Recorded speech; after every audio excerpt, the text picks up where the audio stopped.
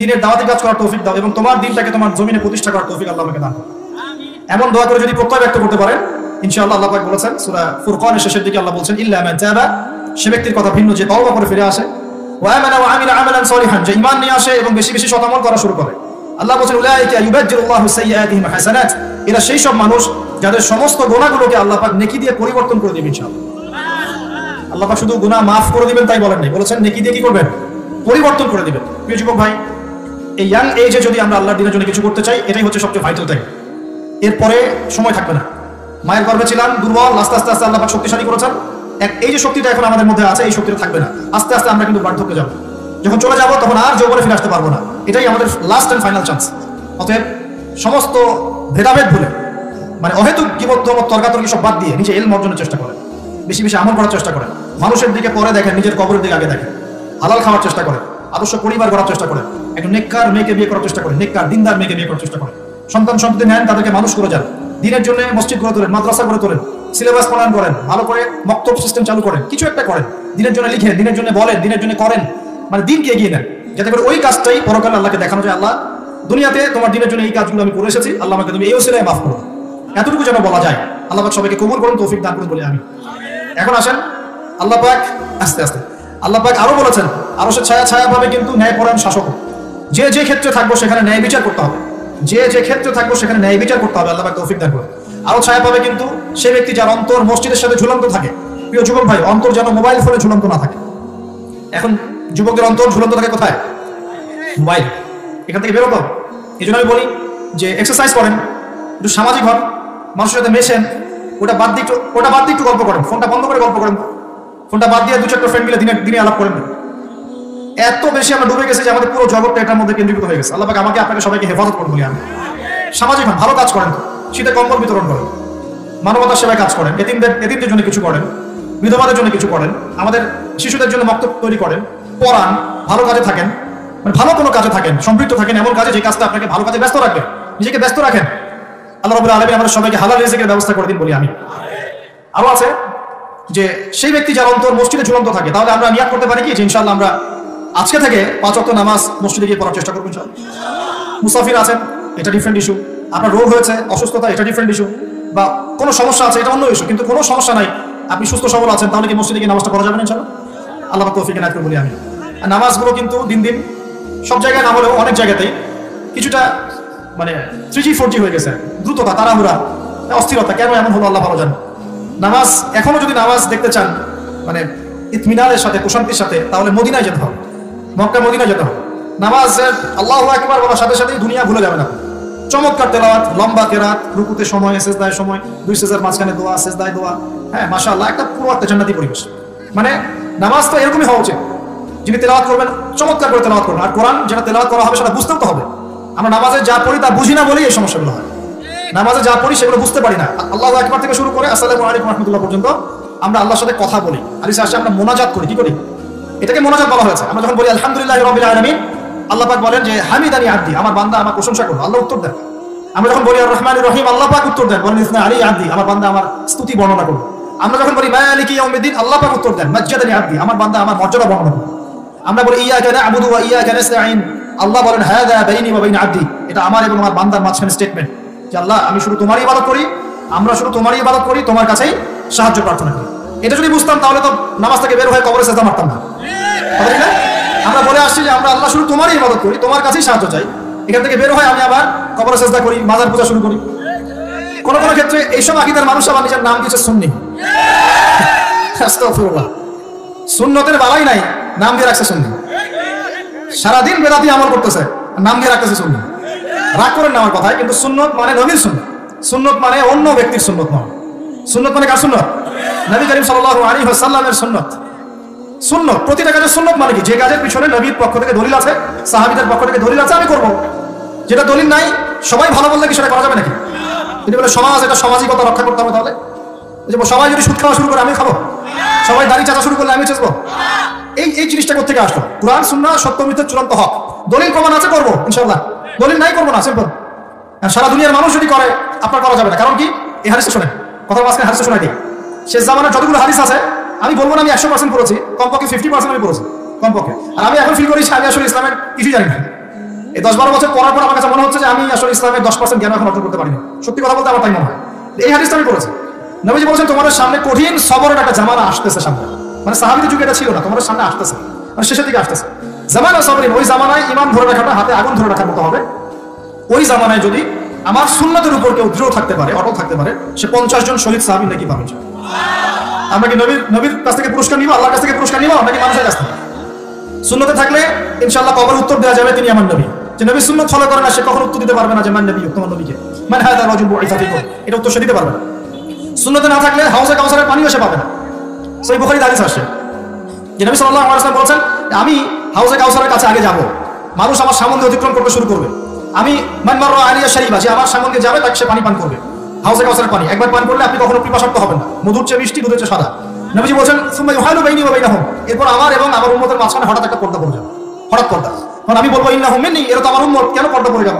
নবীজিকে বলা হবে ইন্নাকা লা তাদরি মা আহদাসু বা'দাক, আপনি জানেন না আপনার ইন্তেকালের পর এরা কত নতুন নতুন বিদআত আমল চালু করেছে।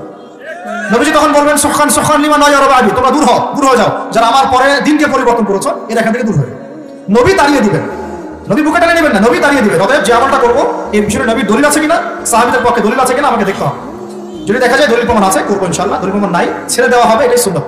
আল্লাহ পাক সবাইকে তৌফিক দান করুন।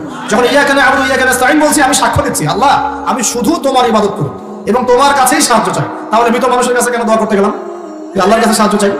তারপরে বলছি ইহদিনাস সিরাতাল মুস্তাকিম, আল্লাহ আমাকে সরল পথ দেখাও। সরল পথ কয়টা হয়? একটা না দুইটা? তো এতগুলো পথ হলো কেন আমাদের মধ্যে? এবার বলেন উত্তর দেন। এখন তো পথগুলোকে এক জায়গায় আনা যাচ্ছে না, যাচ্ছে কি?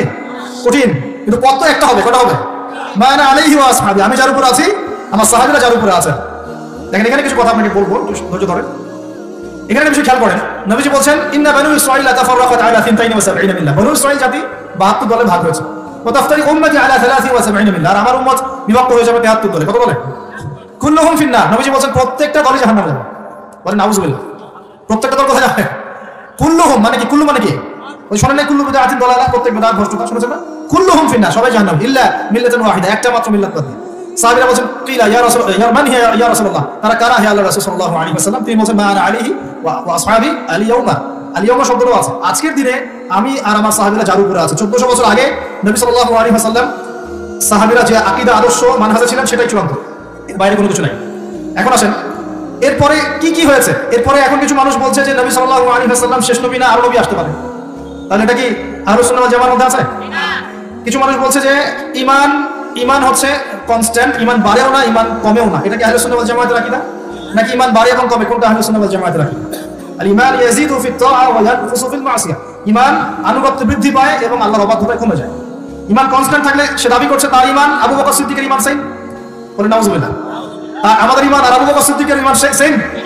ইমান বাড়বে কমবে। এবার আসেন কিছু মানুষ আবার এটাও বলছে একবার মুখে লা ইলাহা ইল্লাল্লাহ পড়লেই জান্নাত, আমলের কোনো দরকার নাই। আসলে কি তাই? আমলের কোনো প্রয়োজন নাই। এই আকীদাটাকে বলে মুরজিয়া আকীদা। কি আকীদা?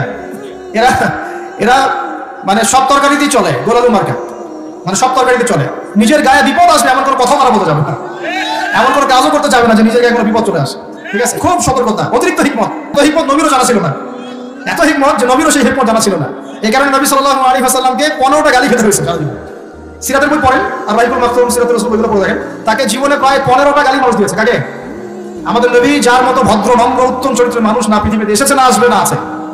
এই মানুষটাকে মানুষ বলেছে কাযযাব, মিথ্যাবাদী, মহামিথ্যাবাদী, সাহের, জাদুকর, মজনুন, পাগল, ফারিকুল জামা, ঐক্য বিনষ্টকারী, কত কথা, সাবিঈ, ধর্মত্যাগী, এগুলো মানুষ তাকে বলেছে। কিন্তু এই মানুষগুলো কিন্তু নবী হওয়ার আগে আমাদের নবীজিকে বলতো as-সাদিক আল-আমিন, মহাসত্যবাদী এবং সাদিক এবং বিশ্বস্ত আল-আমিন। নবী হওয়ার পর যখনই তিনি লা ইলাহা ইল্লাল্লাহ দাওয়াত দেওয়া শুরু করেছেন, সৎ কাজে আদেশের সাথে অসৎ কাজে নিষেধ শুরু করেছেন, ব্যাস সমাজের লোকজন উল্টা পথে চলা শুরু করেছে। এটা যুগে যুগে সুন্নাত, প্রত্যেক যুগে একই সিস্টেম। নূহ আলাইহিস সালামের সময় একই সিস্টেম ছিল, একই সুন্নাত। আজ যদি সামুদ, যদি ইব্রাহিম, কওমে মাদিয়ান, মুসা আলাইহিস সালামের কওম, ঈসা আলাইহিস সালামের সব ক্ষেত্রে দাউদ, সুলাইমান, একই সিস্টেম। যখনই আপনি পরিপূর্ণ ইসলাম নিয়ে কথা বলবেন, কাজ করার চেষ্টা করবেন, তখন সবার এটা মনোভূত হবে না। এটাই স্বাভাবিক। বাধা আসবে চতুর্দিক থেকে, সমালোচনা হবে চতুর্দিক থেকে, কিন্তু প্রশংসায় কান দেওয়ার প্রয়োজন নাই, সমালোচনায় কান দেওয়ার প্রয়োজন নাই। গন্তব্য ফিক্স করে অদম্য গতিতে গন্তব্যের দিকে ছুটবেন ইনশাআল্লাহ। এবং এই পুরো জিনিসটা কার জন্য? ইন্না সলাতি ওয়া নুসুকি ওয়া মাহইয়ায়া ওয়া মামাতি কার জন্য? লিল্লাহি রাব্বিল আলামিন। অতএব কে প্রশংসা করলো দেখারও সময় নাই, কে সমালোচনা করছে এটা শোনারও সময় নাই। হ্যাঁ, তবে সমালোচনা শুনতে হয় মাঝে মাঝে এবং নিজের উপর সেটাকে ইনপুট করে দেখতে হয় যে সত্যি সেই ভুলটা আমার মধ্যে আছে কিনা। থেকে থাকে তাহলে সংশোধন করতে হবে, তাহলে আপনি আরো পরিশুদ্ধ হবেন ইনশাআল্লাহ। এরকম মানসিকতা থাকলে আরো আল্লাহ পাক আপনার মর্যাদা বাড়িয়ে দিবেন ইনশাআল্লাহ। আল্লাহ পাক সবাইকে পরিশুদ্ধ অন্তর লালন করে তৌফিক দান করুন বলে আমি প্রিয় ভাইরা যেখানে বলছিলাম কথা, দেখুন আমরা এই ইয়াং এজটাকে যদি মূল্যায়ন না করতে পারি তাহলে অনেক সমস্যা আছে। আমি আপনাকে বলছি আপনার আগামী দিনগুলো আপনি এভাবে চিন্তা করেন আগামীতে কি করবেন, আর এই আকীদাগুলো সম্পর্কে পড়াশোনা করেন। কিছু মানুষ সেটাও বলেছে কবিরা গুনাহ করলে মানুষ কাফের হয়ে যায়, এটা কিন্তু সঠিক আকীদা নয়, এটা খাওয়ারাজি আকীদা বলে। একটা আকীদা আছে, কিছু মানুষ বলেছে যে যুক্তি বিজ্ঞান দর্শনের মানদণ্ডে কোরআন হাদিস মানতে হবে, এটা একটা মুতাজিলা আকীদা, এটা মুতাজিলা আকীদা বলে। অনেকে বলেছে আলী রাদিয়াল্লাহু আনহুকে নিয়ে বাড়াবাড়ি করতে করতে একদম নবীর উপরে নিয়ে চলে যাচ্ছে, এগুলো রাফেজি আকীদা। আল আকীদা তাহাবিয়া বইটা পড়লে আপনি আকীদা সম্পর্কে পরিষ্কার একটা ধারণা পাবেন ইনশাআল্লাহ তাআলা। এরপরে ইহদিনাস সিরাতাল মুস্তাকিমের মধ্যে থাকার চেষ্টা করবেন। সেটা কোনটা? যে কাজ, যে আকীদা, যে আমল নবীজি করেছেন, তার সাহাবীরা করেছেন, আমরা থাকবো ইনশাআল্লাহ। আল্লাহ পাক আমাদের কবুল করে নেন। এখন জারি কথা কাজ নবী এবং সাহাবীদের সাথে মিলে যাবে, তার কথা নেয়াতে আমাদের কোনো আপত্তি নাই। যার কথা কাজ মিলবে না সেটা আমরা নিতে যাব না। আল্লাহ পাক আমাদেরকে বোঝার তৌফিক দান করুন। এরপরেও আছে, আমরা বলি সিরাতাল লাযিনা আনআমতা আলাইহিম, মানে তাদের পথ যাদেরকে আপনি পুরস্কৃত করেছেন, গায়রিল মাগদুবি আলাইহিম ওয়ালাদ-দাল্লিন, তাদের পথ নয়, তাদের এই জায়গাটা ভালো করে বোঝেন, এটা ইম্পর্টেন্ট জায়গা। তাদের পথ নয় যাদের প্রতি আপনার গজব পড়েছে এবং যারা পথভ্রষ্ট।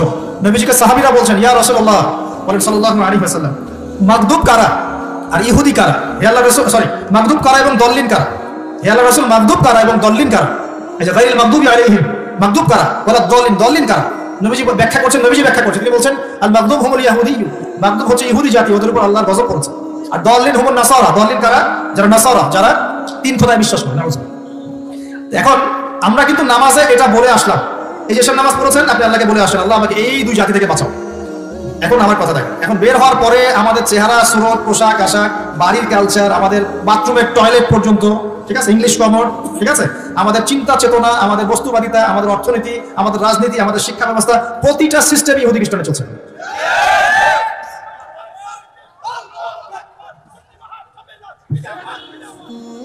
শাবাশ। আমরা নামাজে বলে আসলাম না যে মাগদুবদের পথ থেকে বাঁচান।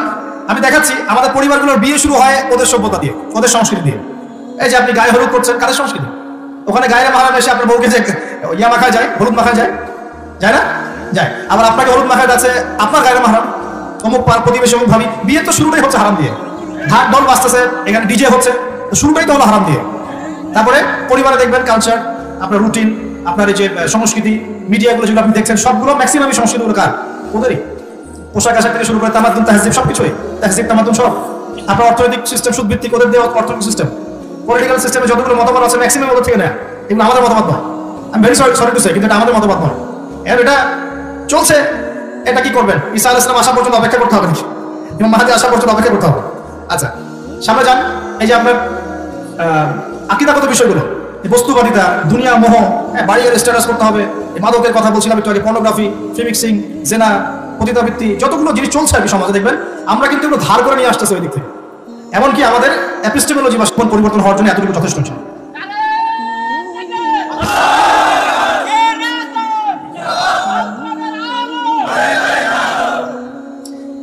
সম্মানিত মুসলিম ভাইরা, আমরা এই পর্যন্ত যে আলোচনা শুনেছি, কয়েকটা ওয়াদা আগে আমার সাথে করেন।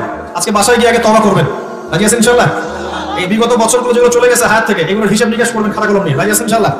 যদি দেখেন যে অনেক পাপ, হতাশ হবেন না, হতাশ হবেন না। আল্লাহ পাক বলেন ইন্নাল্লাহা ইয়াগফিরু যুনুবা জামিআ, আল্লাহ পাক সমস্ত গুনাহ মাফ করে দিবেন ইনশাআল্লাহ। তওবা করে ফিরে আসবেন। আগামী দিনে নামাজ পড়া, রোজা রাখা, দিনের জন্য কাজ করা, হালাল খাওয়া, প্রত্যয় ব্যক্ত করতে হবে যে আগামীতে আমি আর পাপের পথে ফিরবো না ইনশাআল্লাহ।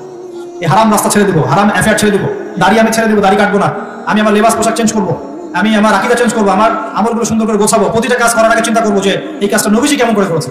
ঠিক আছে ইনশাআল্লাহ? আল্লাহ তৌফিক দান করুন। দ্বিতীয় ওয়াদা করেন, সেটা হলো আমরা সবাই 5 ওয়াক্ত নামাজ আজকে থেকে আর কেউ ছাড়বো না ইনশাআল্লাহ। নামাজের ব্যাপারে ওয়াসওয়াসা মনে আসে, একটা হাদিস করে স্মরণ রাখবেন। ভাই বলে গিয়েছিল মান তারাকা সালাতান মুতাআম্মিদান ফাকাদ কাফা, কেউ যদি ইচ্ছাকৃতভাবে নামাজ ছেড়ে দেয় কুফরি করলো। কি করলো? কুফরি করলো। অনেক বিষয় আছে করলে কিন্তু কুফরি হয়ে যায়। নামাজ ছেড়ে দিলে সাহাবীরা তাকে কাফের মনে করতেন, অন্য কিছু ছেড়ে দিলে কাফের মনে করতেন না। নামাজ ছাড়বেন না, আল্লাহ পাক তৌফিক ইনায়াত করুন, সবাইকে 5 ওয়াক্ত নামাজ পড়ান। আরো আছে, সামনে যদি আমরা দিনের জন্য কিছু করতে চাই, যৌবনকে কাজে লাগাতে চাই, প্রিয় ভাইরা সবাইকে জ্ঞান অর্জন করতে হবে। কি করতে হবে? প্রথমেই আয়াত নাযিল হচ্ছে ইকরা বিসমি রাব্বিকাল্লাযী খালাক। আগে পড়তে হবে। পড়াশোনা ছাড়া, জ্ঞান ছাড়া এই বিশ্বকে চ্যালেঞ্জ করা যাবে না। এখনকার বিশ্বের সবচেয়ে শক্তিধর রাষ্ট্র তারাই যারা অনেক বেশি জ্ঞানী, অনেক বেশি প্রযুক্তি আছে, অনেক বেশি অস্ত্রশস্ত্র আছে, মিলিটারি পাওয়ার বেশি, এরা সবচেয়ে বেশি শক্তিশালী। এখন কি তরোয়ালের যুগ না, কিসের যুগ? তরোয়ালের যুগ এটা, ডাটার যুগ। ডাটা, যার কাছে যত বেশি ডাটা আছে সে তত বেশি শক্তিশালী। অতএব জ্ঞানের বিপ্লব দরকার। সবাইকে এখন জ্ঞান অর্জন করে যুদ্ধ করতে হবে। আল্লাহ পাক তৌফিক ইনায়াত করুন বলি আমি। এবং এমন জ্ঞান অর্জন করবেন যে জ্ঞান আপনাকে জেনারেল শিক্ষাও দিবে, ইসলামিক শিক্ষাও দিবে। দুটোই দরকার আছে, আছে কি নাই? দুটোই দরকার আছে। আমরা স্কুল কলেজ বিশ্ববিদ্যালয় যারা পড়ছি বা পড়াচ্ছি মাদ্রাসাগুলোতে এটা কম্বাইন্ড সিলেবাসের চেষ্টা করি, আল্লাহ তৌফিক দান করুন। আমার সন্তান যদি বাংলা ইংরেজি অঙ্কের সাথে সাথে কোরআনটা পড়ে সে কি নষ্ট হয়ে যাবে নাউজুবিল্লাহ, নাকি আরো ভালো মানুষ হবে? আমার মেয়েটা যদি নামাজ রোজা এগুলো শেখে, পাশাপাশি বাংলা ইংরেজি অঙ্ক এগুলো শেখে, সে কি বিপদে চলে যাবে নাকি সৎপথে থাকবে? ওর গর্ভ থেকে যে সন্তান জন্ম হবে সেও সৎপথে থাকবে ইনশাআল্লাহ। অতএব শিক্ষা ক্ষেত্রে আমাদের ফিকির করতে হবে। এভাবে ছেড়ে দিলে কিন্তু সমস্যা, ছেড়ে দিলে সমস্যা। আগামী 10-20 বছর পর দেখবেন আল্লাহ না করুক এমন এমন কিছু মানুষ তৈরি হচ্ছে যারা আল্লাহকে স্বীকার করছেন এবং তাদের সংখ্যা দিন দিন বেড়ে যাবে, তখন কিন্তু আপনারা সংখ্যা লঘু হয়ে পড়বে। আল্লাহ বোঝার তৌফিক এনায়েত করুন। আর দরকার হচ্ছে আমল করা, নবীর সুন্নাহ অনুযায়ী জীবনের প্রতিটা কাজ, ঘুমানো থেকে শুরু করে সারাদিনের প্রতিটা কাজ রাসূল সাল্লাল্লাহু আলাইহি ওয়াসাল্লামের সুন্নাহ মাফিক হচ্ছে কিনা একটু পড়াশোনা করে ঘেটে ঘেটে দেখতে হবে। এবং সুন্নাহর উপর অনেক বই পাওয়া যায়, বইগুলো কিনবেন, পড়বেন, প্রতিটা আমল করার আগে চিন্তা করবেন কিভাবে করলে সুন্নাহ মাফিক হবে। আল্লাহ পাক নবীর সুন্নাহ জীবিত করার তৌফিক দান করুন। আর প্রয়োজন হচ্ছে হালাল রিজিক। হালাল রিজিক যারা আছে তার দোয়া এবং ইবাদত সরাসরি আল্লাহর কাছে কবুল হয় ইনশাআল্লাহ। যার রিজিক হারাম তার ইবাদত এবং দোয়া আল্লাহর কাছে কবুল হয় না। আমরা কি চাইবো সারা জীবন ইবাদত করলাম, দোয়া করলাম, আল্লাহ কবুল করলো না? অতএব হালাল রিজিকে সন্তুষ্ট থাকি, অল্প রিজিকে সন্তুষ্ট থাকি, আল্লাহর কাছে বরকতের দোয়া করি এবং পরিশ্রম করি, দোয়া করি, পরিশ্রম করি, ইনশাআল্লাহ আল্লাহ রিজিক দিবেন ইনশাআল্লাহ। আর এই যে লিখে দিয়েছেন আল্লাহ রিজিক কত হবে এটা তো আপনি চেঞ্জ করতে পারবেন না। আর হারাম পথে গেলেও ওইটাই পাবেন, হালাল পথে গেলেও ওইটাই পাবেন। অতএব কোন পথে নেবেন সেটা আপনার আমার চয়েস। আল্লাহ পাক আমাদেরকে বোঝার তৌফিক দান করুন বলি আমি। প্রিয় ভাইরা, একটা আমল বলি, চাষ্টের নামাজ। চাষ্টের নামাজের নাম শুনেছেন কেন? ইশরাক পড়ি অনেকে, সালাতুদ দুহা পড়ে, দুটোই পড়ে অনেকে। এই নামাজটার মধ্য দিয়ে রিজিক প্রশস্ত হতে পারে ইনশাআল্লাহ। একটা আমল আছে আত্মীয়তার সম্পর্ক রক্ষা করা। আত্মীয়তার সম্পর্ক রক্ষা যদি করেন, খোঁজ খবর রাখেন তাদের সাথে, তাদের পাশে থাকেন, ভালো মন্দ দেখাশোনা করেন, ইনশাআল্লাহ আপনাকে আল্লাহ বেহিসাব রিজিক দিবেন ইনশাআল্লাহ। আরেকটা আমল আছে, আল্লাহর দ্বীনের জন্য সময় দেন, আল্লাহ আপনাকে বেহিসাব রিজিক দিবেন ইনশাআল্লাহ। আল্লাহ ওয়াদা করেছেন, হে আদম সন্তান, আমার ইবাদতের জন্য সময় বের করো, আমার জন্য সময় বের করো, আমি তোমাকে দুইটা বিষয় দিব। এক, তোমার হাতকে সচ্ছলতা দিয়ে ভরে দিব, তোমার সমস্ত অভাব আমি টেনশন অভাব দূর করে দেব ইনশাআল্লাহ। অতএব রিজিক কার হাতে? আল্লাহর দ্বীনকে সময় দেন, দ্বীনের জ্ঞান অর্জন করেন, হালাল রিজিকে সন্তুষ্ট থাকেন, দোয়া করেন, বরকত পাওয়ার জন্য এই আমলগুলো করেন, ইনশাআল্লাহ রিজিক প্রশস্ত হবে ইনশাআল্লাহ। আর কাজ করতে হবে কি, এই যুগে সবাইকেই পার্ট টাইম দাওয়াতি কাজ করতে হবে। শুধু আলেমরা দায়ীরা আসবেন, একদিন ওয়াজ করবেন চলে যাবেন, এভাবে হবে না দিন কায়েম। সবাইকেই পার্ট টাইম দাওয়াতি কাজ করতে হবে, অ্যাটলিস্ট দিনের একটা অংশ সবাইকে দাওয়াতি কাজ করার চেষ্টা করতে হবে। আল্লাহ পাক আমাদেরকে তৌফিক এনায়েত করুন বলি আমি। দাওয়াতি কাজ করার আগে অবশ্যই কিছু জ্ঞান অর্জন করেন। এমন যেন না হয় যে কোরআন তেলাওয়াতটাও শিখতে পারছেন না কিন্তু বড় বড় শাইখ হয়ে বসেছেন, এমনটা যেন না। আল্লাহ পাক এই জায়গা থেকে হেফাজত করুন বলি আমি। কোরআন তেলাওয়াত আগে শিখতে হবে বিশুদ্ধ করে, আরবি ভাষা শিখতে হবে, আরবি ব্যাকরণের বেসিক জ্ঞান দরকার আছে, তারপর ইবাদত করার যোগ্যতা অর্জন করতে হবে, হাদিসগুলো চর্চা করবেন, আলেম ওলামার সাথে সম্পর্ক রাখবেন, তাফসীর পড়বেন, বিষয়ভিত্তিক বই পড়বেন, অল্প অল্প করে আপনি দাওয়াতি কাজে এগিয়ে যান। আল্লাহ পাক তৌফিক এনায়েত করুন বলি আমি। আরেকটা কাজ, সেটা হলো আমাদের জান মাল সময় শ্রম যার যা আছে এগুলোকে আল্লাহর দ্বীনের জন্য উৎসর্গ করার মানসিকতা রাখতে হবে। আমরা কি রাজি আছি ইনশাআল্লাহ? আরেকটা বিষয় ছুটে গেছে, সেটা হলো আদর্শ পরিবার। আদর্শ পরিবার না গড়ে তুললে কিন্তু সমাজ পরিবর্তন হবে না। আমাদের পারিবারিক আদর্শ সুন্দর করতে হবে। ওই যে বললাম, তো আপনাদেরকে বললাম, তোমরা শুনো ভালো করে, যারা বিয়ে করো নাই, বিয়ে করতে হলে একজন নেককার মেয়েকেই করবা। আর বিয়ে করার আগে খবরদার কোনো যৌতুক ডিমান্ড করবা না। এই কাপুরুষতার পরিচয় দিবে না ইনশাআল্লাহ।